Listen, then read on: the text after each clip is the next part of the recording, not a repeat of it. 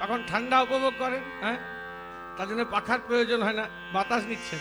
তা যবের থেকে জন্মগ্রহণ করেছেন তবে থেকে এই সুখটা ভোগ করছেন। আজ পর্যন্ত গোবিন্দকে কিছু দিয়েছেন?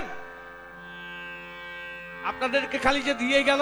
শুনুন, এলেন, সুখ ভোগ করলেন, কিছু দেন নাই, কিন্তু যাবার সময় ফিরে যখন যাবেন তখন সেই যাবার পথটিতেই গোবিন্দ দাঁড়িয়ে আছে, দান লাগবে, ট্যাক্স লাগবে, ট্যাক্স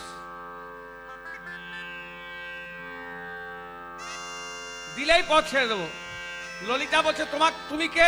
গোবিন্দ বলছে আমি পথে মহাদানী বিদিত সংসারে গো, আমি পথে মহাদানী বিদিত সংসারে গো। কার বলে কোন ছলে যাও অভিসারে, আর কার বলে কোন ছলে যাও বিসারে। বিশাখা বলছে কে তুমি? গোবিন্দ বলছে আমি দানি।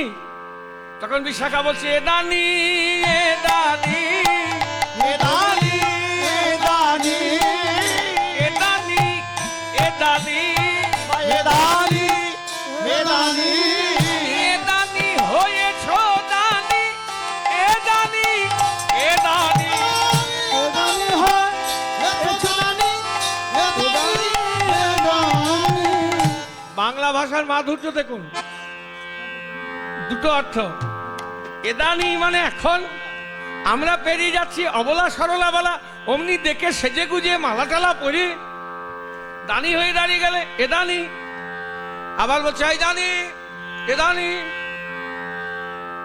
গোবিন্দ বলছে না, আমি এদানি নই, আমি 4 যুগের দানি, সত্য ত্রেতা দাপর কলি 4 যুগের দানি, এখন নূতন নয়।